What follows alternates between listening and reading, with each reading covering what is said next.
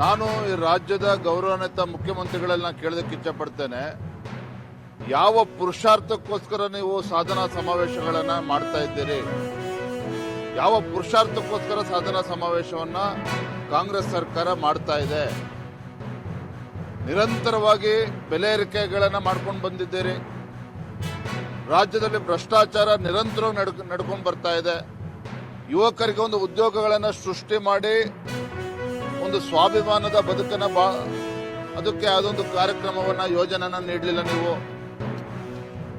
ಇದ್ರ ನಡುವೆ ಇವತ್ತು ಗ್ರೇಟರ್ ಬ್ಯಾಂಗ್ಳೂರ್ ಅಲ್ಲ, ಇವತ್ತು ವಾಟರ್ ಬ್ಯಾಂಗ್ಳೂರ್ ಆಗಿದೆ. ಇವತ್ತು ಸ್ವಲ್ಪ ಮಳೆ ಆದರೂ ಸಹ ಇವತ್ತು ಬೆಂಗಳೂರು ಮಹಾನಗರ ನೀರಿನಲ್ಲಿ ಮುಳುಗು ಹೋಗ್ತಕ್ಕಂಥ ಒಂದು ವಾತಾವರಣ ಈಗಾಗಲೇ ಸೃಷ್ಟಿಯಾಗಿದೆ. ಡಿ.ಕೆ. ಶಿವಕುಮಾರ್ ಅವರು ಎಲ್ಲ ದೊಡ್ಡ ಪ್ರಾಜೆಕ್ಟ್ಗಳ ಬಗ್ಗೆ ಮಾತನಾಡ್ತಾರೆ. ಇವತ್ತು ಬೆಂಗಳೂರಿನಿಂದ ತುಮಕೂರಿಗೆ ಮೆಟ್ರೋ ತೆಗೆದುಕೊಂಡು ಹೋಗ್ತೀವಿ ಅಂತ ಹೇಳ್ತಾರೆ. ಮೆಟ್ರೋ ಅಂದ್ರೆ ಏನು ಅನ್ನೋದನ್ನು ಕೂಡ ಇವರು ಅರ್ಥ ಮಾಡ್ಕೊಂಡಿಲ್ಲ. ಬೆಂಗಳೂರು ಮಹಾನಗರದಲ್ಲಿ ಮೆಟ್ರೋ ಕಾಮಗಾರಿಯನ್ನ ವೇಗಗತಿಯಲ್ಲಿ ತೆಗೆದುಕೊಂಡು ಹೋಗಕ್ಕಾಗ್ತಾ ಇಲ್ಲ, ಮುಗಿಸೋದಕ್ಕೆ ಸಾಧ್ಯ ಆಗ್ತಾ ಇಲ್ಲ ಅವ್ರ ಕೈಯಲ್ಲಿ. ಮತ್ತೊಂದು ಕಡೆ ಅಭಿವೃದ್ಧಿ ಅಂತಕ್ಕಂಥದ್ದು ಸಂಪೂರ್ಣವಾಗಿ ನಿಂತೋಗಿದೆ. ಅಭಿವೃದ್ಧಿ ಅನ್ನೋದು ಕಳೆದ 2 ವರ್ಷದಲ್ಲಿ ಏನಾಗಿದೆ, ಏನ್ ಮಾಡಿದ್ದಾರೆ ಅಭಿವೃದ್ಧಿಗಳು? ಆಡಳಿತ ಪಕ್ಷದ ಶಾಸಕರೇ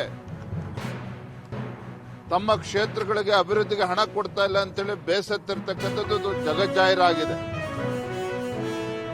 ಆಸ್ಪತ್ರೆಗಳಿಗೆ ಮೂಲಭೂತ ಸೌಕರ್ಯ ಕೊಡೋದಕ್ಕೆ ಸಾಧ್ಯ ಆಗ್ತಾ ಇಲ್ಲ ನಮ್ಮ ಶಾಸಕರುಗಳಿಗೆ. ಯಾವುದೊಂದು ಹೊಸ ನೀರಾವರಿ ಯೋಜನೆಯನ್ನು ಕೂಡ ಕೊಡೋದಕ್ಕೆ ಸಾಧ್ಯ ಆಗ್ತಾ ಇಲ್ಲ.